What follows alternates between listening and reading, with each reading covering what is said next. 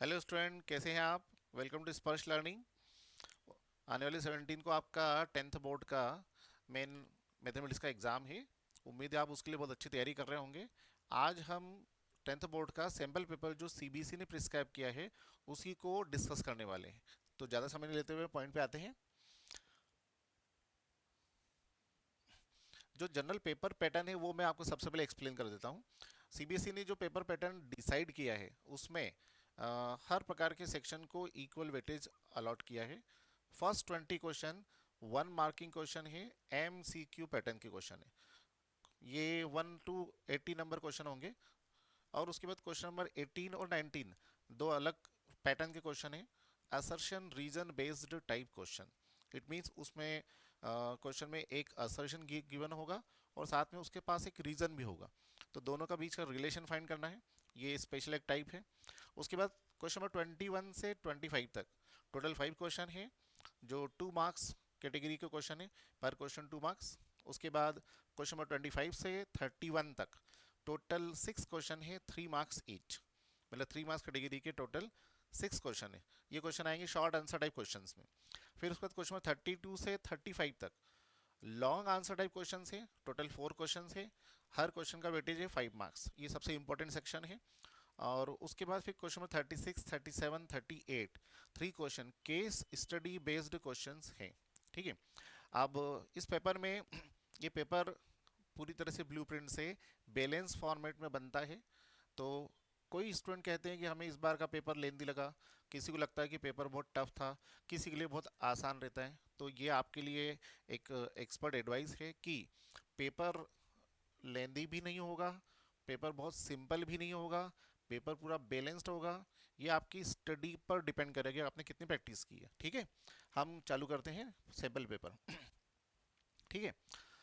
Sample paper में ये देखिए, पहला क्वेश्चन है the product of rational number and an irrational number is. Four option है। Rational number only, an integer, an irrational number only, both rational and irrational number. Normally student इसका answer देते वक्त तो बहुत शॉर्ट में फटाफट बगैर जज किए कैलकुलेट किए आंसर देते हैं। आप इसको एनालाइज करेंगे तो आपको आंसर मिलेगा। अगर हम एक रेशनल नंबर लेते हैं √2 और एक और रेशनल नंबर लेते हैं, मैं साइज थोड़ा सा बढ़ा लेता हूँ इसका, और एक और रेशनल नंबर लेते हैं √2। अगर हम √2 और √2 ये दोनों इरेशनल नंबर है, इरेशनल इंटू इरेशनल, ये आंसर हो जाएगा 2 जो कि एक रैशनल नंबर है। इसका मतलब दो इरेशनल नंबर का मल्टीप्लाई किया तो आपको एक रैशनल नंबर मिला। अगर हम ऐसा करते हैं, एक नंबर लेते हैं 2 इंटू में करते हैं √2, तो आंसर आएगा 2 √2। ये हो जाएगा इरेशनल नंबर। इसका मतलब एक रैशनल नंबर और एक इरेशनल को मल्टीप्लाई करें तो आंसर आता है 2 √2। फिर अगर हम 0 इंटू √2 करते हैं तो आंसर क्या मिल जाता है? तो आंसर मिल जाता है कुल मिला के 0। जीरो क्या है? एक रैशनल नंबर है। ठीक है।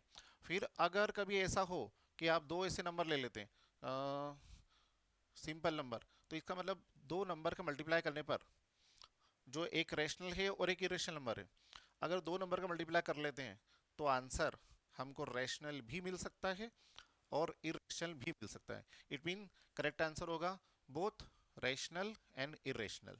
बहुत बार स्टूडेंट इसका जल्दबाजी में आंसर देते हैं always a irrational number, that is C. वो गलत है। सही आंसर है रैशनल एंड इरेशनल बोथ। ठीक है। नेक्स्ट, सेकंड क्वेश्चन देखते हैं। In the given figure graph of a polynomial F) is shown the number of zeros of polynomial F) is. बहुत ही इजी क्वेश्चन है। पोलिनोमियल के अगर आपको सॉल्यूशन पता करना है तो सॉल्यूशन पता करने का तरीका सिंपल है। ग्राफ एक्स एक्सिस को कितने पॉइंट पर कट कर रहा है? यहाँ पर ग्राफ एक्स एक्सिस को 2 पॉइंट पर कट कर रहा है। सिंपली इसका आंसर है, इसके जीरोस कितने होंगे? 2 आंसर्स होंगे। क्योंकि नंबर ऑफ जीरोस डिपेंड करता है कहाँ पर फंक्शन का वैल्यू जीरो हो रहा है। Function that is y equal to zero हो रहा है। अगर y इक्वल टू जीरो हो रहा है जिस पॉइंट पर, वो पॉइंट हो जाएगा क्वेश्चन का solution, that is zero of the function.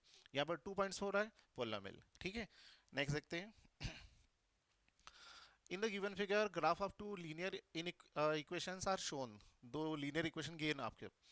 The pair of these linear equations, ठीक है, क्या लिखा है, consistent with infinitely many solution, inconsistent but can be made consistent by extending these lines, और यूनिक सॉल्यूशन, फोर सॉल्यूशन है। मैं आपको solution बता देता हूँ, इसमें लिखा हुआ है, इसमें लिखा है कंसिस्टेंट विद यूनिक सॉल्यूशन और इनकंसिस्टेंट। ठीक है, अब आप इसको ग्राफ को देखें, बहुत ही इजी पैटर्न है। ये दोनों लाइंस विजिबल है कि ये पैरेलल लाइंस नहीं है। अगर ये दोनों लाइन पैरेलल नहीं है, अगर दोनों लाइन पैरेलल नहीं है, तो आप इनको अगर एक्सटेंड करेंगे तो डेफिनेटली ये लाइन आपस में एक दूसरे को करने के मिलेंगे। ठीक है, both lines are consistent and have a unique solution. Why? क्योंकि वो दोनों लाइंस पैरेलल नहीं है, नॉन पैरेलल लाइंस है। अगर पैरेलल लाइंस होते तो आपस में एक दूसरे को कहीं पर भी टच नहीं करते, तो ये लाइन एक दूसरे को इंटरसेक्ट करेंगे किस पॉइंट पर, वो पॉइंट इनफाइनाइट पे कहीं पर होगा ये पॉइंट। इसका मतलब वो क्या होगा, यूनिक सॉल्यूशन। तो इसका आंसर होगा, इसका आंसर है C, consistent with unique solution. Okay, next question, you have to find the roots of the quadratic equation X square minus 25 equal to 0। अब इसके आंसर क्या होंगे, ये बहुत ही आसान है। अगर आपके पास क्वेश्चन लिखा है x square minus 25 equal to 0, आप simply x square equal to apply कर लेते हैं 25। ठीक है, स्क्वायर रूट फाइंड करो दो साइड, तो होगा root 25, root 25 that is plus minus 5। यहाँ पर दो आंसर आ रहे हैं, x equal to plus 5 and minus 5। देखते हैं कहाँ सही आंसर है, बी। तो इस क्वेश्चन का सही करेक्ट आंसर कितना आ रहा है, बी। मतलब आपको सिंपल क्वाड्रेटिक इक्वेशन को सिंपलीफाई करना है, सिंपलीफाई करने का पैटर्न ऐसा रहेगा। Got it? ठीक है, लेते हैं फिफ्थ क्वेश्चन। इसमें लिखा है कोई एपी, एपी गिवन है। इन एन एपी आपको क्वेश्चन में कॉमन डिफरेंस गिवन है डी, डी इक्वल टू -4। उस एपी में total number of terms N, N है 7, ये भी गिवन है। और उस पर्टिकुलर एपी में nth term that is N, N given है कितना, 4। क्या फाइंड करना है, A, A that is first term, first term find करना है आपको। तो इसके लिए एपी में आपको क्या पता होना जरूरी है, आपको पता होना चाहिए nth टर्म का formula, A N, nth term formula है ए, फर्स्ट टर्म ए प्लस n-1 इंटू में डी, ये है फॉर्मूला nth टर्म।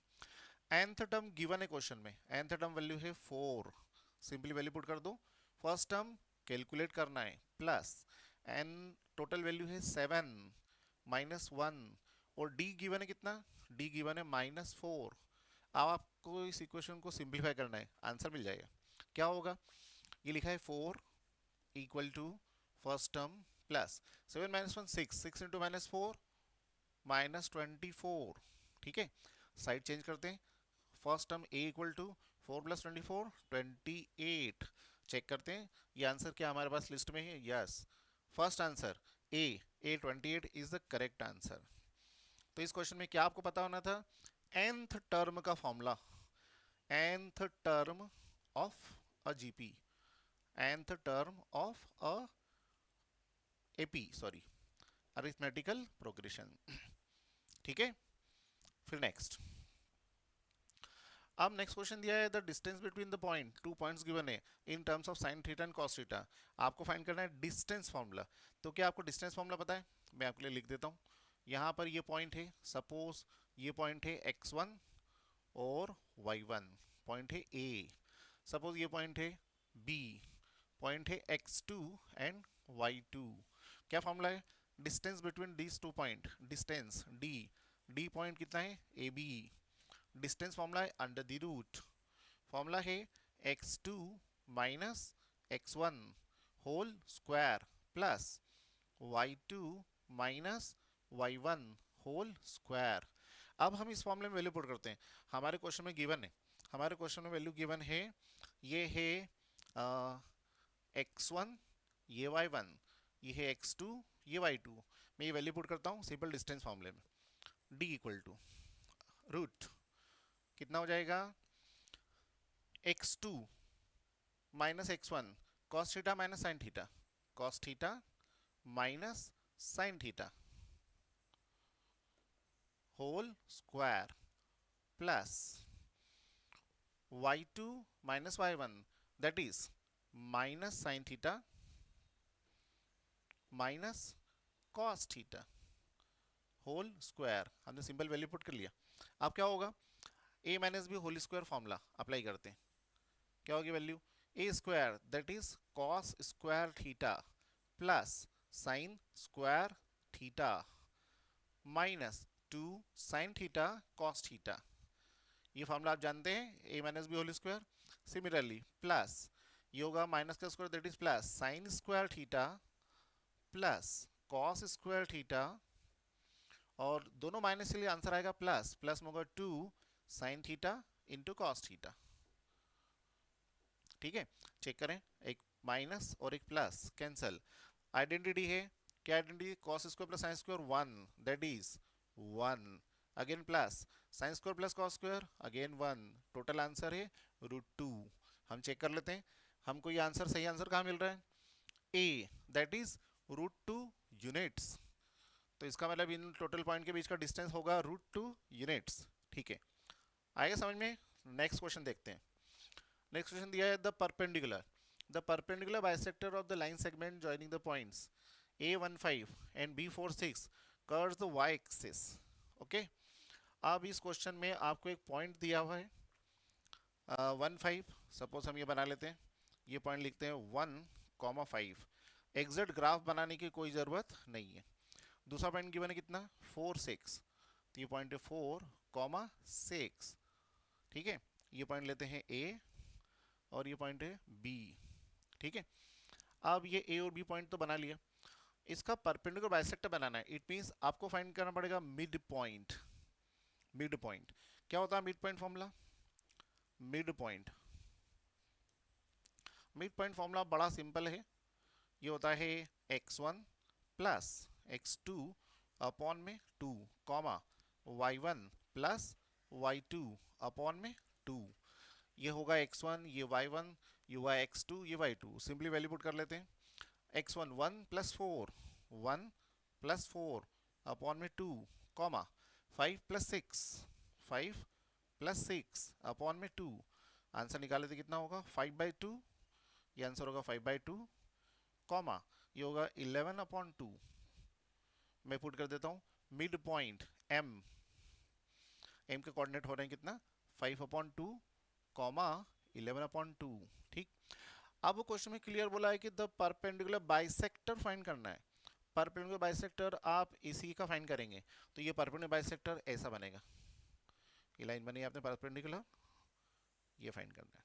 ठीक है, ये परपेंडिकुलर है, इट मींस ये 90 डिग्री एंगल बन रहा है। क्लियर, अब ये परपेंडिकुलर बाइसेक्टर, इसका मतलब ये लाइन और लाइन एक दूसरे के परपेंडिकुलर है, तो हम यूज करेंगे condition m1 into m2 is equal to -1। हम इसको बोलते हैं परपेंडिकुलर कंडीशन। टू लाइंस एक दूसरे के परपेंडिकुलर कब होंगे, जब फर्स्ट लाइन का स्लोप और सेकंड लाइन का स्लोप दोनों का मल्टीप्लाई कितना होता है -1। जरा बताओ कि फर्स्ट लाइन ए बी का स्लोप कैसे निकलेगा, ये लिखते हैं slope of A B, formula क्या होता है y2 माइनस y1 अपॉन में x2 माइनस x1। ठीक है, ये लिखा y2 that is 4 minus 1, sorry y that is 6 minus 5 6 minus 5 upon में 4 माइनस 1। 6 माइनस 1 कितना हुआ 5 1, 4 माइनस 1 कितना हुआ 3। ये है फर्स्ट स्लोप m1। अब मान लेते हैं परपेंडिकुलर बाइसेक्टर जो है उसका स्लोप m2 सपोज कर लेते हैं, तो formula by perpendicular condition m1 1/3 into slope m2 is equal to -1. This implies that slope of perpendicular bisector will be m2 equal to -3। अब आपको इस परपेंडिकुलर बाइसेक्टर का स्लोप पता हो गया है। अगर आपको स्लोप पता है और एक पॉइंट पता है तो आप लगाएंगे 1 point formula of straight line, that is y minus y1 is equal to m into x minus x1। ये होता है 1 पॉइंट फॉर्मूला। तो ये परपेंडिकुलर बाइसेक्टर फाइंड अप्लाई, मतलब पास हो रहा है 5/2 और 1/2 से, और इसका स्लोप कितना है -3, वैल्यू पुट करते हैं y माइनस y1, y1 कितना है 11/2, 11/2 इक्वल टू स्लोप कितना है -3 into x minus x1, x1 कितना है 5.2, 5/2, सिंप्लीफाई कर लेते हैं y इक्वल टू ये होगा -3x और माइनस माइनस प्लस 15/2 और प्लस 11/2, मैं सिंप्लीफाई करके डायरेक्ट नोट कर लेता हूँ माइनस का 3x और प्लस ये होगा 15 प्लस 11 26/2 मतलब 13। आप इसको कंपेयर करें y equal to mx plus c से, चेक करो c कनेक्शन है, c इक्वल टू कितना है 13। तो स्लोप इसका मतलब ये line perpendicular bisector y axis को किस पॉइंट पे कट करेगा, पॉइंट हो जाएगा 0,13 क्योंकि y एक्सिस पे कट होता है। अब 0,13 हमारे क्वेश्चन में कहाँ पे आंसर आ रहा है, यह है बी। सही आंसर क्या होगा B, B is the correct answer. ठीक है, देखो एक बार अच्छे से, हमने फर्स्ट लाइन फाइंड करा, उसका मिड पॉइंट फाइंड करा, फिर मिड पॉइंट पे परपेंडिकुलर बाइसेक्टर एज पर क्वेश्चन बनाया, मिड पॉइंट के लिए मिड पॉइंट फॉर्मूला अप्लाई करा, फिर जब आपको परपेंडिकुलर बाइसेक्टर फाइंड करना है, पॉइंट पता है और स्लोप पता है, स्लोप फॉर्मूला लगाया। तो इसका मतलब कभी कभी एमसीक्यू में आपको ऐसा क्वेश्चन मिलेगा जो वाकई में बड़े क्वेश्चन की लिस्ट में आने का वाला हो, बाकी हमको पूरा सॉल्व करना पड़ेगा, डायरेक्ट आंसर नहीं कर सकते। ठीक है, लेते हैं नया क्वेश्चन। अब देखो नया क्वेश्चन दिया है, in triangle ABC it is given that AB by AC equal to BD upon DC, मैं इसको यहाँ लिख देता हूँ इक्वल टू BD अपॉन में DC, ऐसा होता है कभी कभी बन जाता है। ठीक है, if angle B equal to 70 degree, ये क्वेश्चन गिवन है, एंगल B दिया है 70 डिग्री, ठीक है, और एंगल C गिवन कितना है 50 डिग्री, एंगल C है 50 डिग्री, ठीक। Then angle BAD, angle BAD, okay, बहुत ही आसान क्वेश्चन है। आपको एंगल सम प्रॉपर्टी पता है, एंगल सम प्रॉपर्टी के हिसाब से angle A plus angle B plus angle C, sum of all the angle होता है हमेशा 180 डिग्री। आप सिंपली वैल्यू पुट कर दो, angle A plus angle B कितना दिया है 70 डिग्री प्लस एंगल C कितना दिया है 50 degree equal to 180 degree. Angle A, इसका आंसर क्या होगा 70 प्लस 50 120, 180 माइनस 120 60 डिग्रीज। ओके, इसका मतलब ये एंगल कितना होगा 60 डिग्रीज, 60 डिग्री एंगल। अब आप देखो क्वेश्चन में कंडीशन गिवन है AB upon AC equal to BD upon DC। अभी कंडीशन दोनों ट्रायंगल की साइड्स का रेशियो है, और ये रेशियो इक्वल तब होता है जब D पॉइंट क्या हो मिड पॉइंट, बाय आप लिखेंगे by AD upon AC, AD upon AC equal to BD upon DC. This implies that D is midpoint, is midpoint. This implies that AD is angle bisector, bisector. This implies that angle BAD, angle BAD will be half of angle A। मतलब angle A कितना है 60 degree, divide में कितना होगा 2, answer कितना मिलेगा 30 degree. आपको find करना है angle B A D, check करें angle B A D 30 degree है, और सही आंसर हमारे पास है ऑप्शन बी, ऑप्शन बी सही जवाब 30 डिग्री। ठीक है, मतलब एंगल सम प्रॉपर्टी यूज करा, कोई काम हुआ अपना। फिर नेक्स्ट क्वेश्चन लेते हैं। In the given figure PT is a tangent to a circle with the center O and the angle TPO equal to 35 degree, angle TPO equal to 35 degree, ऐसा given है। Then the measures of angle X, ये angle X find करना है।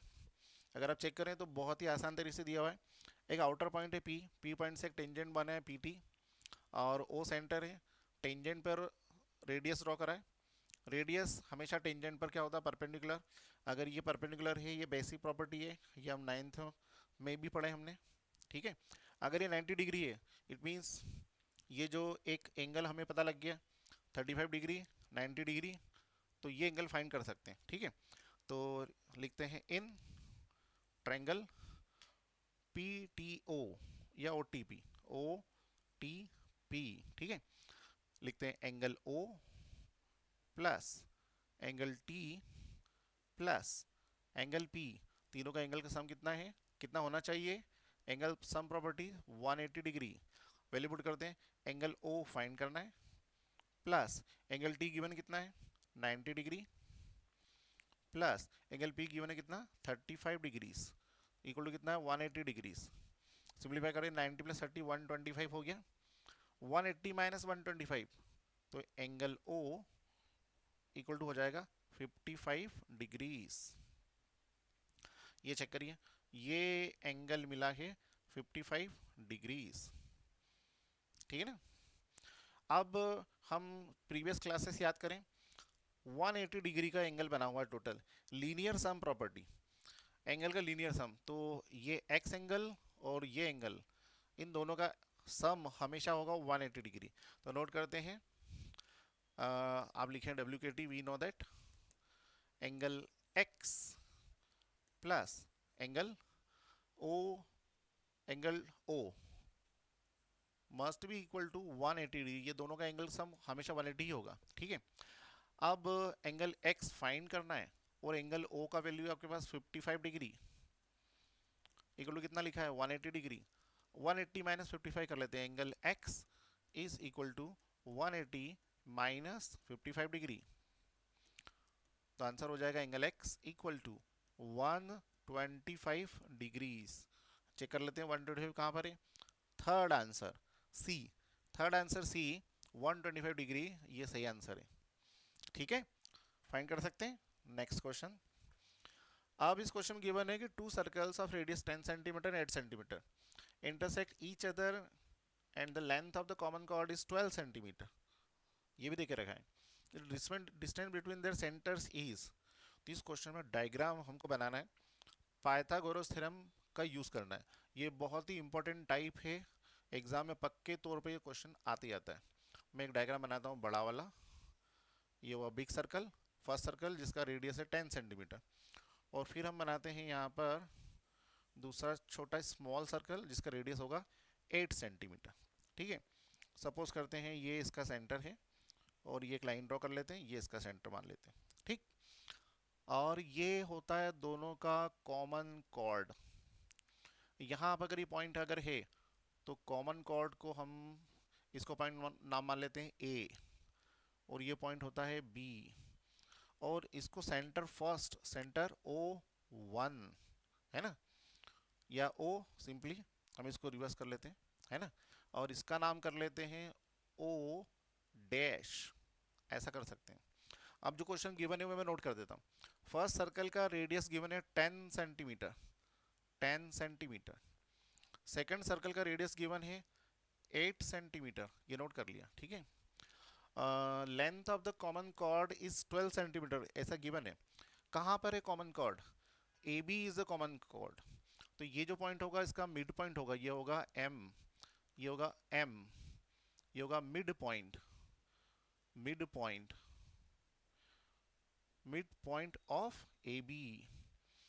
अब ये बात property के रूप में याद रखें कि अगर कोई टू सर्कल एक दूसरे को इंटरसेक्ट कर रहे हैं और कॉमन कॉर्ड बन रहा है, तो कॉर्ड का लेंथ दोनों सेंटर की जॉइनिंग लाइन से बाइसेक्ट होगा, ठीक है। अगर कॉर्ड का लेंथ 12 सेंटीमीटर है तो ये डिस्टेंस होगा 6 सेंटीमीटर, ठीक है। हम यहाँ पर लगाते हैं अलग अलग नंबर ट्रायंगल में, in triangle number 1, in number 1 triangle, कौन सा ट्रायंगल लेते हैं, triangle O A M, triangle O A M by using Pythagoras theorem, ये है हाइपोटेनियस, ये है परपेंडिकुलर, और ये बेस हमको फाइंड करना है, ठीक है। तो 10 square equal to 6 square plus O M square, 10 square equal to 6 square plus O M square, ठीक है। फाइंड कर लेते हैं, O M square equal to 100 minus 36 है ना, 100 माइनस 36 कितना हो जाएगा 64, और इसका मीनिंग होगा ओ एम डिस्टेंस निकलेगा कितना 8 सेंटीमीटर्स, ठीक। सिमिलरली आपको लगाना है दूसरा triangle in triangle O dash A M, पहला कौन सा, ये वाला दूसरा ट्रायंगल। आप फिर से लगाते हैं पाइथागोरस थ्योरम इसमें। ये हुआ साइड चेंज है ना, ये हुआ 8 square equal to 6 square plus O dash M whole square. ठीक है, फाइंड करते हैं O dash M whole square equal to 64 minus 36 कितना होगा, 34 31 और 28, टोटल आंसर आएगा 28। इसका मीनिंग फाइंड करते हैं, ये हो जाएगा कितना, O M O dash M equal to root 28, 28 it is 7 into 4, answer होगा 2 रूट 7, हो जाएगा 2 रूट 7। आपको फाइंड करना है distance between these two centres, इसका मतलब O M plus O dash M, तो आपको फाइंड करना है डिस्टेंस बिटवीन सेंटर्स, डिस्टेंस ये होगा O M plus O dash M, value put करते हैं, ओ एम कहाँ है, ओ एम ये रहा ओ एम, ओ एम इतना है 8 प्लस ओ डैश एम कितना है 2 रूट 7। अब आप चेक करो, 8 एक रेशनल नंबर है और 2 रूट 7 एक इरेशनल नंबर है, दोनों को सम करेंगे तो अभी यहाँ पर कुछ भी आगे सॉल्यूशन नहीं हो सकता, तो 8 plus 2 root 7 is the final answer. Check करें क्या हमारे पास आंसर है, यस ये डी करेक्ट आंसर है हमारे पास। ठीक, ठीक है, नया क्वेश्चन लेते हैं, question number 10, question 11। Question 11 given है कि if sin x plus sin square x equal to 1 then cos square x plus 2 cos power 6x plus cos power 4x, ये वैल्यू फाइंड करना है। हमारा काम है क्वेश्चन की गिवन वैल्यू को सिंपलीफाई करना, सिंपलीफाई करते हैं, देखिए sign x plus sine square x, इसको सिंपलीफाई कर लेते हैं, ये लिखते हैं साइन एक्स, यहाँ से चालू कर लेते हैं क्वेश्चन को। ये लिखते हैं साइन एक्स इक्वल टू होगा 1 minus sine square x, 1 minus sine square x की वैल्यू होती है कॉस स्क्वायर एक्स, इसका मतलब हमें सिंपल मिल गया sine x equal to cos square x, एक सिंगल वैल्यू मिल गया। ठीक है, अब हमारे क्वेश्चन की वैल्यू को लेते हैं, नंबर 1 लिखा है cos power 8x, cos raise to the power 8x, plus में लिखा है 2 cos raise to the power 6x, plus में लिखा है cos raise to the power 4x, ये है एल एच एस है ना, हम एल एच एस ले लेते हैं, equal to cos for 8x, अगर कॉस स्क्वायर एक्स है इक्वल टू साइन एक्स, तो कॉस फॉर 8x होगा sine raise to the power 4x। ठीक है, प्लस 2, अगर कॉस स्क्वायर एक्स है साइन एक्स, तो कॉस फॉर 6x होगा sine cube x power 3x, plus ये हो जाएगा साइन स्क्वायर एक्स। ठीक है, अब आप इसको क्लियरली ऑब्जर्व करो, आपको a plus b whole square formula यहाँ पे बना हुआ दिख जाएगा, कैसे, इसको लिख सकते हैं sine square x whole square, ये हो सकता है साइन एक्स होल स्क्वायर, और ये हो सकता है 2 into sine square x into sine x, ये फॉर्मूला हो जाएगा 2 a plus b whole square formula, that is ये फॉर्मूला बन जाएगा कितना, ये फॉर्मूला बनेगा sine square x plus sine x whole square. अब आप चेक करो, ये वैल्यू तो आपके पास क्वेश्चन में गिवन है, sine x plus sine square x equal to 1, हम इसकी वैल्यू पुट कर लेते हैं, तो ये आंसर हो जाएगा equal to 1 square, final answer कितना मिला 1। ठीक है, तो हमारे क्वेश्चन के एक्सप्रेशन का आंसर कितना निकलेगा, डी, आंसर मिला 1, फोर्थ आंसर करेक्ट है। ठीक है, फिर लेते हैं नया क्वेश्चन। अब इस क्वेश्चन में गिवन है cos power 4a minus sine power 4a is equal to, question typical बनाने की कोशिश की गई है, ऐसा सोचा गया है कि स्टूडेंट इसको देख के थोड़ा सा कंफ्यूज होंगे, बाकी आप इसको क्लियरली चेक करें, बहुत ही सिंपल तरीका है। 9th क्लास में आपने एल्जेब्रिक आइडेंटिटीज पढ़ी है, आपने ये फॉर्मूला डेफिनेटली पढ़ा होगा, a square minus b square equal to a plus b into a minus b, सबसे बेसिक आइडेंटिटी है अपने एल्जेब्रा में। A plus b whole square square formula हम पढ़ते तो उसमें ये फॉर्मूला बनता है। आपको क्वेश्चन की गिवन वैल्यू में ये वाला फॉर्मूला अप्लाई करना है, ठीक है। देखिए हम यहाँ कर लेते हैं। अगर क्वेश्चन में गिवन है cos raise to the power 4a, a x भी ले सकते हैं, minus sine raise to the power 4a equal to, हम इसको लिख सकते हैं cos square a plus sine square a into ये हो जाएगा cos square a minus sine square a, ठीक है। अब ट्रिग्नोमेट्री की बेसिक आइडेंटिटीज में नंबर 1 आइडेंटिटी है sine square theta plus cos square theta always equal to 1, तो ये हमारा फॉर्मूला हो गया 1। हम इसकी वैल्यू पुट कर देंगे तो कुल मिला के मिलेगा हमको cos square a minus sine square a। हम रेफरेंस में नोट कर लेते हैं, यहाँ पे फॉर्मूला है cos square a plus sine square a always equal to 1, ठीक है। अब इसको हम कॉस में कन्वर्ट करते हैं, एक कॉस तो बना हुआ है हमारे पास, और कैसे करेंगे, दूसरे वाले साइन को कॉस में कन्वर्ट करते हैं। फॉर्मूला हो जाएगा 1 माइनस कॉस स्क्वायर ए, ठीक है। सिंप्लीफाई करते हैं, माइनस माइनस प्लस होगा 2 कॉस स्क्वायर ए माइनस 1। ये एक्चुअल में कॉस 2 थीटा का फॉर्मूला है। हम चेक करें क्या लिखा है, 2 साइन स्क्वायर प्लस 1 नहीं, 2 कॉस स्क्वायर प्लस 1 नहीं, 2 साइन स्क्वायर माइनस 1 नहीं, फोर्थ आंसर है 2 कॉस स्क्वायर माइनस 1, ये है सही जवाब, है ना। तो इसका मतलब 12th क्वेश्चन में आपने बेसिक आइडेंटिटी लगाया एलजीब्रा का, तो आप बड़ी आसानी से आंसर फाइंड कर पाए, ठीक है। फिर लिखते हैं नया question. A plane is observed to be approaching the airport. It is at a distance of 12 kilometers from the point of observation and makes an angle of elevation of 30 degree. There it is. Height, find the height above the ground. बहुत ही simple height and distance question है। मैं diagram draw कर देता हूँ। ये aeroplane का position बना सकते हैं, और बेस पर कोई ऑब्जर्वर है, वो ऑब्जर्वर यहाँ पर होगा, और ऑब्जर्वर का ग्राउंड का लेवल ये होगा। तो प्लेन का हाइट आप सपोज कर सकते हैं ये h, और क्वेश्चन में गिवन है ये डिस्टेंस कितना दिया है 12 किलोमीटर्स। फिर क्वेश्चन में गिवन है एंगल ऑफ एलिवेशन कितना बन रहा है 30 डिग्री, ठीक है। अब एक बहुत सिंपल सी बात है, बहुत बार स्टूडेंट इसको डायरेक्ट करने की सोचते हैं, बाकी अगर आप इसको डायग्राम बनाएं और एंगल प्रॉपर्टी अप्लाई करें तो एक बार में ही सही आंसर आ जाएगा, अदरवाइज वो गलत होगा, मार्क्स हमारे कैंसिल हो जाएंगे, ठीक है। ये वैल्यू हो गया, तो इसमें आप नाम दे सकते हो ए, हो सकते हैं बी और सी, ठीक है। अब एंगल गिवन है 30 डिग्री। नॉर्मली ऐसे क्वेश्चन में लोग टेन थीटा अप्लाई करते हैं, ऐसा सीख के आते हैं कि हमको टेन थीटा अप्लाई करना है।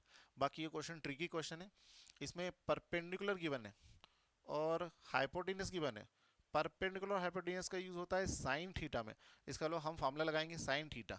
आप लिखें W K T, we know that what is the formula, sine theta is equal to perpendicular upon hypotenuse, ठीक है।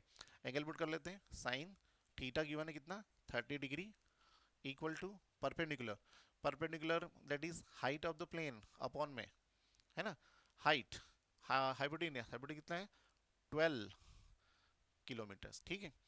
अब यहाँ पर अप्लाई करते हैं साइन 30 दैट इज 1/2, है ना, रिप्लाई कर लेते हैं इसको, 1/2 इक्वल टू हाइट अपॉन में 12, सिंप्लीफाई करते हैं, height equal to 12/2 that is 6, तो होगा हाइट इक्वल टू हुआ 6 किलोमीटर्स। इसका मतलब प्लेन ग्राउंड से कितने किलोमीटर डिस्टेंस पर है 6 किलोमीटर, 6000 मीटर्स के डिस्टेंस पर प्लेन है, ठीक है, इसके अकॉर्डिंग, ठीक है। नया क्वेश्चन लेते हैं। नया क्वेश्चन फाइंड करना है आपको, the area of the sector of the circle of radius 12 centimetre is 60 pi centimetre square, the central angle of the sector is, इसका मतलब यहाँ पर आपको एरिया ऑफ सेक्टर फाइंड करना है। मैं फॉर्मूला नोट कर देता हूँ, area of sector, area of sector equal to formula होता है theta upon 360 degree into pi r square. ये है एरिया ऑफ सेक्टर फॉर्मूला। अब देखो इसमें कौन कौन सी वैल्यू गिवन है। एरिया ऑफ सेक्टर गिवन है 60 पाए, आप वैल्यू पुट कर देंगे। एंगल फाइंड करना है, पाए वैल्यू यूज करेंगे नॉर्मली 22/7। रेडियस गिवन है, रेडियस कितना देख रखा है 12 सेंटीमीटर, मैं वैल्यू पुट करता हूँ। देखिए 60 pi equal to theta unknown है, थीटा अपॉन अपॉन कितना है 360 डिग्रीज। ओके,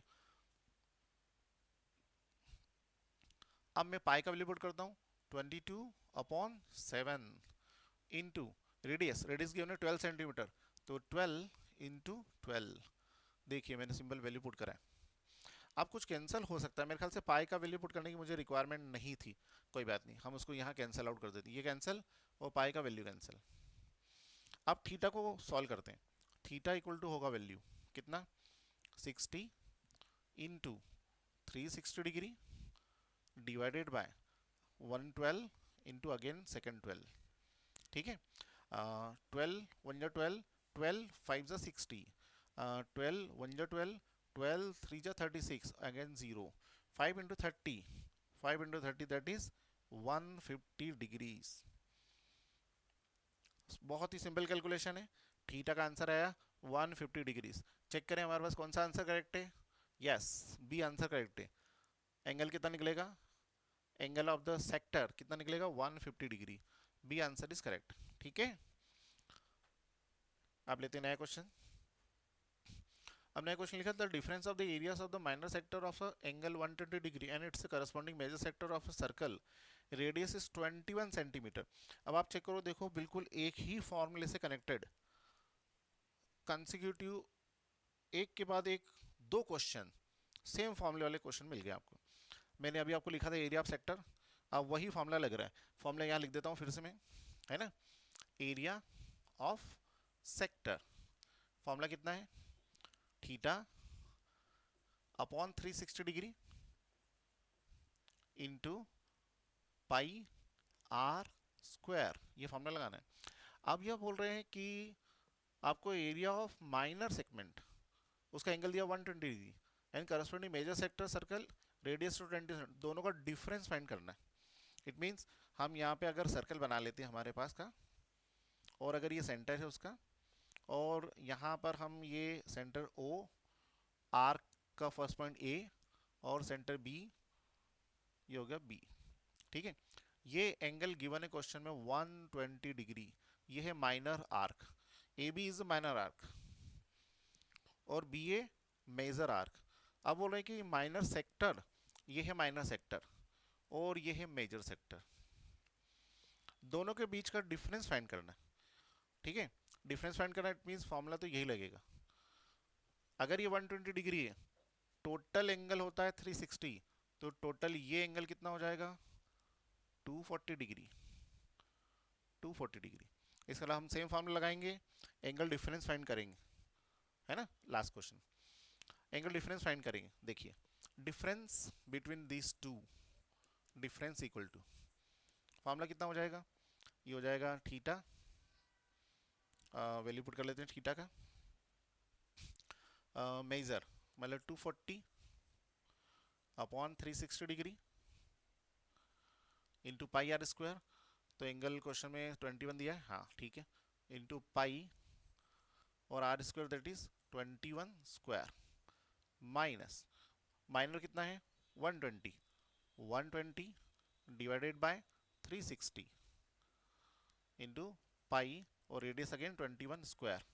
सिंप्लीफाई कर लेते हैं, 240 माइनस 120 अगेन 120, 120 अपॉन में 360 और पाई वैल्यू पुट करते हैं 22 अपॉन में 7 इंटू अगेन 21 एंड अगेन 21। 120 से 3 टाइम कैंसिल होगा, 3 इंटू 7 120 कैंसिल होगा, रिमेनिंग रहेगा 22 इंटू 21।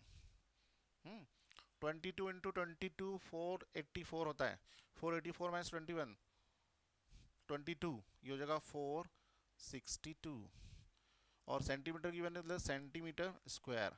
तो दोनों सेक्टर्स के एरिया का डिफरेंस कितना मिलेगा, 462। हम चेक कर लेते हैं, हमारे पास आंसर आ रहा है सी। सी इज करेक्ट आंसर। ठीक है, क्लोज कर।